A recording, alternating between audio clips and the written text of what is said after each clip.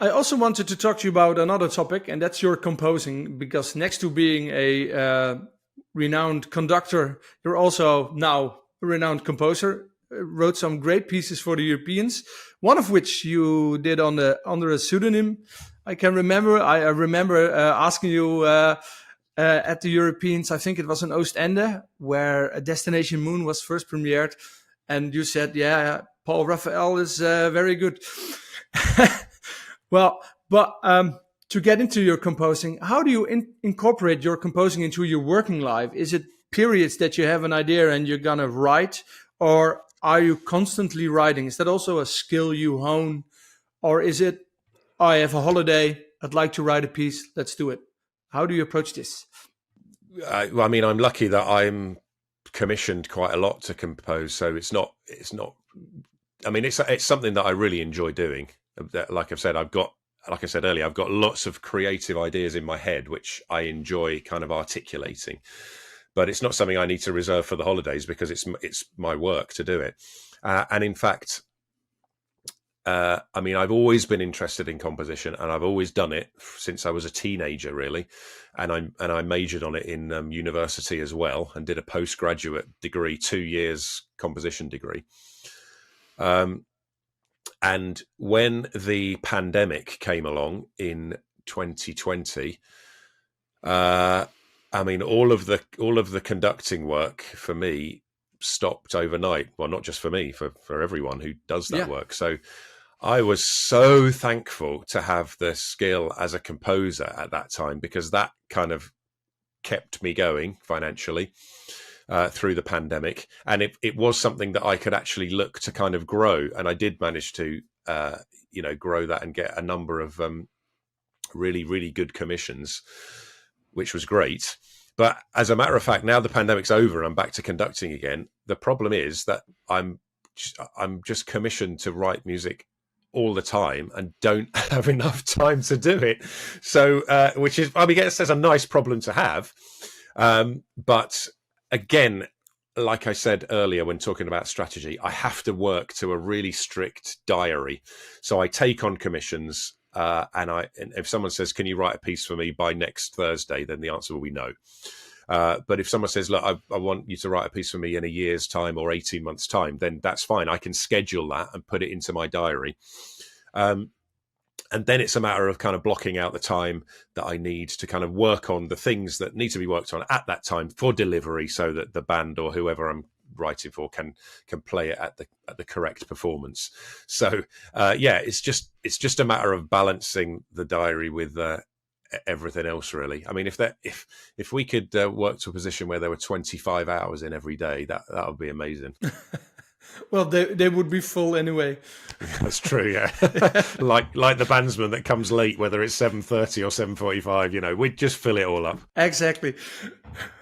And you said, so you're composing mainly as commissions. You're commissioned to compose. Do you write anything that you just like to write yourself? Do you still do that, or don't you have time for that? Yeah, I do that, and I do that mainly for Cory Band.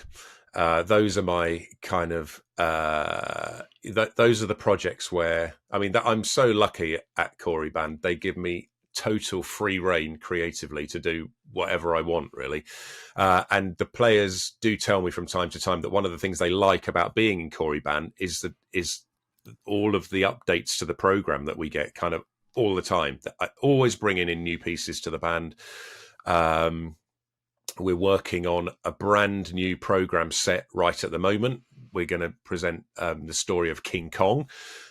And so currently, once I've finished this recording with you, I'll go back to creating music for that particular project. And that's the stuff which I kind of have in my mind, which isn't, someone might come to me and say, "Can you compose a piece of music?" And it needs to be about the centenary of my city or something like that. Whereas the music that I do with Cory is just 100% my own creation with no restrictions. Like I say, I'm just so lucky to have that kind of relationship with the band. I can imagine, yeah. A band that could play it at any level. So that's really cool.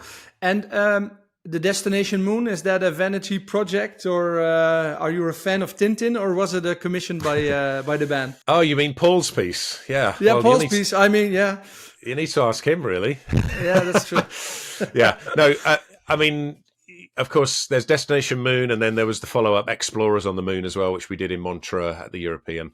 That was just kind of born out of the fact that we were representing Wales at the European, and it's always a big kind of conundrum for me, anyway, what to choose as an own choice piece. And I often think, the choice of piece for the own choice section can kind of define whether you do well in the competition or not.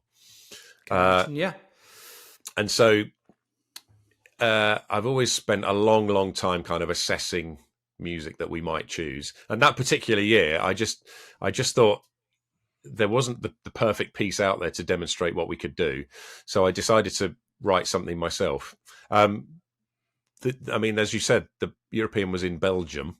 So I wanted something Belgian, and Tintin is Belgian, right? So yeah, that was where, I mean, very sensible. Yeah, I am a Tintin fan, and I've read loads of Tintin books when I was younger.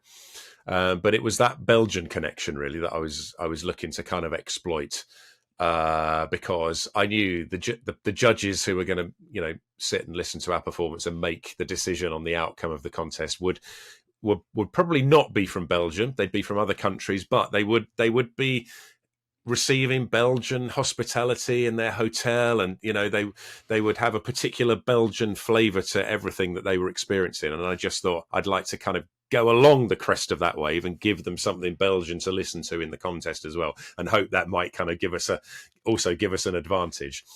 But I didn't want to. I'd actually used a piece that I'd composed myself a few years earlier with Cory in the 2014 European in Scotland. The Divine Right, I think. The Divine Right. I'd put my own name to it, but I was surprised, probably a bit naive really to be surprised, but I was surprised to hear some chatter basically saying that was a negative thing because they thought, it was a sort of an ego trip for me to play my own music. And I didn't, like I said, I really at the European, I'm interested in just taking any positive advantage that we can. And I didn't want any negative disadvantage at all, which is why I decided on let's use a pseudonym so no one knows it's me. Yeah. And I mean, if you're interested in the story, I handed the music out to the band and I didn't tell them it was me either. But after a while I had to tell them. And so at the end of one rehearsal, I think it was sort of February time, I sent everyone who was a guest away from the band room. We closed the doors, we locked the doors, and I said to the band, this is it. This is a secret, but this is what we're going to do. We're going to play this piece. I've written it, but I've put a pseudonym out there so that it doesn't bring any negative attention on the band whatsoever. And I said, I'm going to need to trust you because I know that no one knows apart from me and you guys. So please don't leak this to anyone. Don't even tell your wives or husbands or, anyone else at all. Let's just keep it absolutely in the band. And I do believe they managed to do that. Although, like you said, when I saw you in Ostend and a number of other people as well, they were starting to guess what was actually happening. But did anyone of the band suspect because of the idiom you write in? It wasn't totally different to your own, actually. So no, I mean, they probably suspected. Yeah, they probably did. Very interesting. But like I said, I maybe that was the I can't quite remember. Maybe that was the reason I decided to bring everyone on side, and basically it was important that the band knew what was going on. Yeah. Because obviously, as part of a team, you don't want to feel that someone's keeping a secret from all the other people in the team. So that was my decision to kind of bring everyone on board. Yeah. But this is a thing, maybe. As a composer, you like to write music, and I know I bring music of my own to my band, and it's always a difficult thing because on one end they like it, but you can very quickly go too far with bringing your own music. You can, and maybe it's only in your own mind that maybe I bring too much of my own music, or is this an ego trip? That's a very difficult position to be in. How do you balance that? I just am always aware of it, and I know I bring a lot of my music, but what I found with Cory Band is if there's something happening in the band that they don't like, then they're very quick to tell you. If there's something happening in the band that they do like and enjoy, then they'll keep completely silent about it and won't say anything. And so, so no news is good news. No news is good news. Yeah, kind of that. But I always assess all of the concert programs that we do, and I make sure that we're including a lot of pieces which are nothing to do with me, because I don't think it's healthy to have 100% Harper / Raphael diet. Although I am committed to, I think my music and Cory Band can achieve great things in terms of audience reaction. So it's just that I am aware of what you say. Yeah, for sure. Could we to wrap this topic up? Please, could you give us a little view into your process? What does it look like? You have an initial idea or a commission, and you go to finished piece. Could you take us through that? Yes, certainly. It's interesting talking to other composers that I know some other composers do not use the same process as me at all. They get to a finished piece but via a completely different route. But for me, the way my brain works is I'm a big picture thinker. So my brain works by visual stimulus.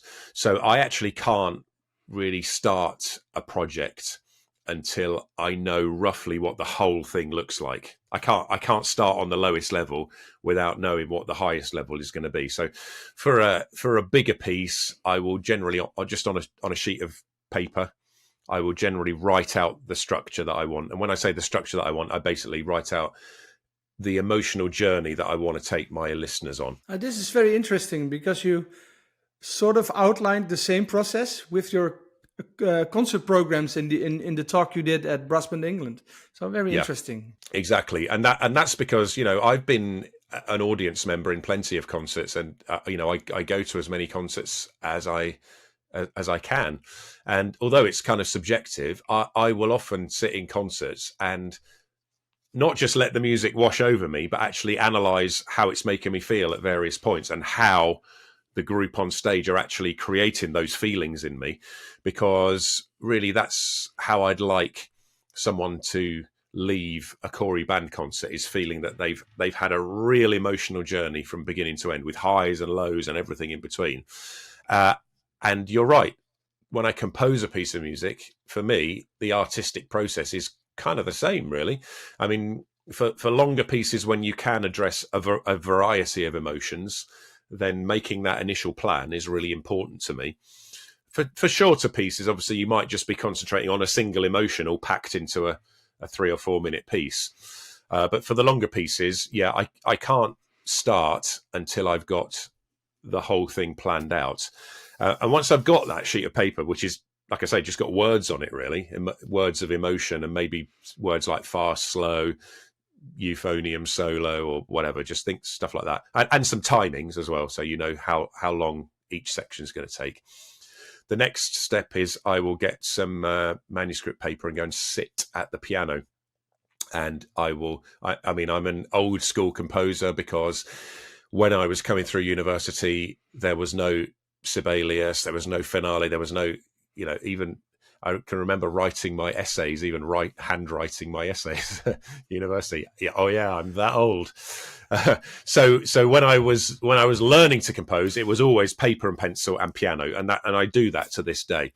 And so I sit at the piano and I'll write a piano score. So I'll just write chords basically, and a few words and arrows and stuff that basically only I can understand.